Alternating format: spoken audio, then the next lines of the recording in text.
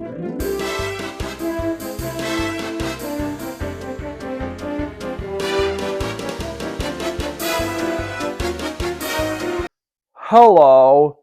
I'm Henry R. Mockingbird, your host with the mustache, and welcome to HB Reviews, where I'm going to review Disenchanted.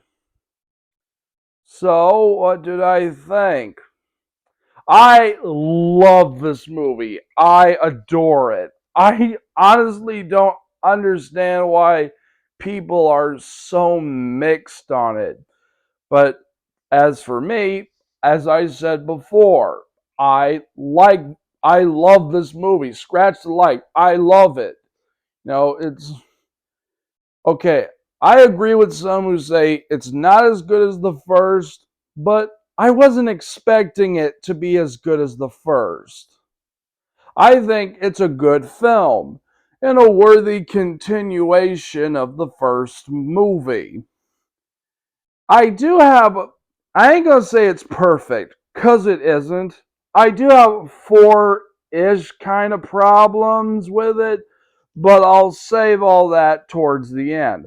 First, let's discuss all the positives. There are more positives than there are negatives for me. I actually felt more, this feels like the Disney I have not felt in a long time. I had a lot of good feelings. The actors are amazing, particularly Amy Adams, who her character Giselle goes through this Dr. Jekyll, Mr. Hyde thing, and she has these things with her eyes, and she switches between good and evil, and she just does it like the drop of a dime on the floor. And who else? Oh yeah, the actress who played Morgan. She is great. Uh, Her name escapes me. I'll tell you what. Here's her name. Go look it up on IMDb. No, scratch that. Go look her song up. Perfect on YouTube because she has an excellent singing voice. Her and Morgan have this arc, and the arc is, I think, is well handled. And with her having her being a teenager, her having problems, with her with maturity, growing up, and Giselle's going through kind of what a lot of parents would go through when their kids become teenagers. I feel like both teenagers and moms will definitely relate to that arc. And Dina Menzel, oh, let me tell you, there are two songs in this film. One is, I think that all the songs are good. I think they're all great. They're not, how do you know? But I wasn't expecting them to be that good. Okay, but there are two songs. One is Batter. One when Melissa McCarthy's, not Melissa McCarthy. I mean, what's her name? Maya Rudolph. Wow. Just because they act together, I got the two confused. Never mind. Scratch that. But Maya Rudolph plays this hammy as hell villain. She is so over the top, and not in a way that you would think would be annoying.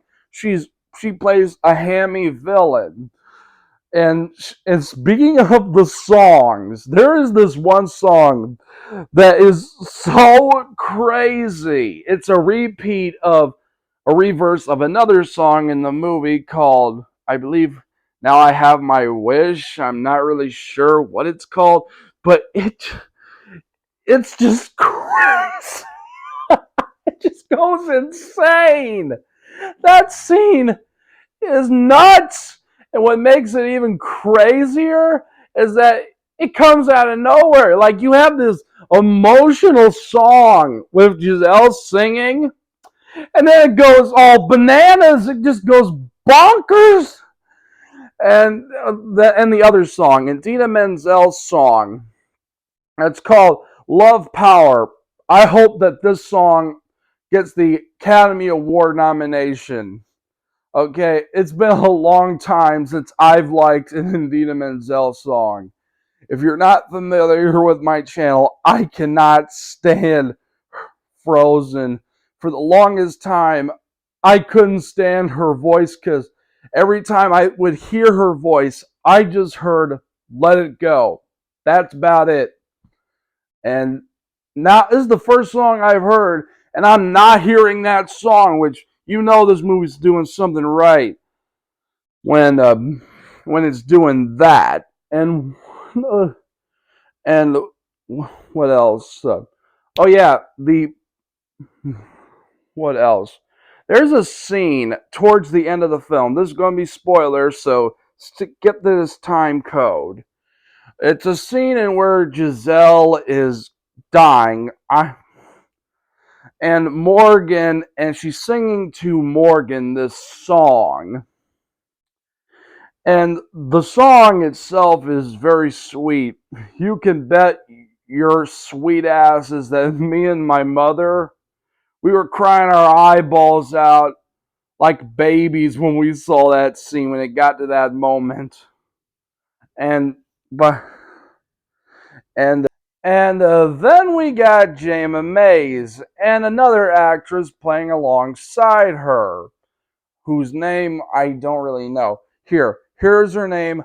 Look it up. Both her and Jayma Mays have such great comedic timing.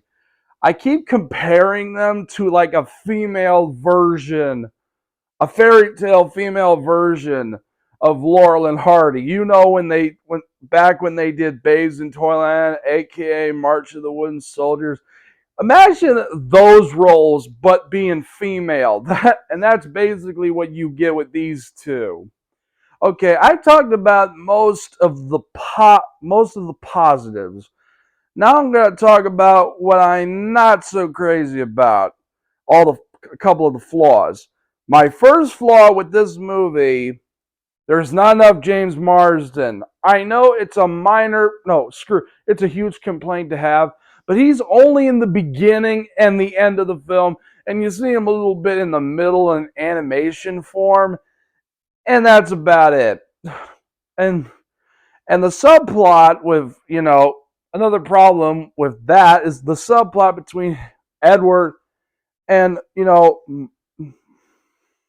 Robert. I mean, Robert has this subplot. Yeah, it's kind of sweet. Yeah, but my biggest problem was that missed opportunity to not have the two of them be together and have them one off one of each other. Like you could have gotten some great comedic moments with them if you tried that. Second problem, the boy that Morgan has a crush on. He's kind of pointless. He barely does anything, and he's only there just to be eye candy for Morgan. And they barely have a relationship, and they they barely talk to one another, and he only becomes useful towards the end of the film when they have during the climax, and that part could have easily been filled up with Edward. It, Third problem, and I know you're probably going to hate me for saying this, but the baby Sophie, she's kind of pointless too. She could have been both her and this guy, who's probably a great actor. No offense to him. Here's his name. Look it up. And you could have written these two out, and you probably would not have missed a thing. Third problem. The third problem, it's the length. I don't think this movie should have been 2 hours long. It's way too long this movie should have been like an hour, a half hour, or a half an hour, not 2 full hours. And but other than that, that's my only gripes with the movie. And the only question I have left is, why are people so mixed on this movie? For the life of me, I just don't understand why. Why are people so mixed on this film? Some people say it's not as good as the first. Yeah, and my response to that is, who the hell cares? I have a belief that a sequel can be good on its own, not better than the original, and still be worthwhile just for being good in its own right. And this sequel is a perfect example of that. This this let me give you some advice. If you're a fan of the first movie, absolutely loved it, grew up with it like I did, you're going to love this movie. But keep a couple things in mind. If you go into this film expecting it to be as good as the first, yes, you're going to be disappointed. But if you go in like I did or like we did, expecting it not to be as good, but to be a continuation of the first, it does its job tremendously well. I give this film, I give this movie a thumbs up. So long.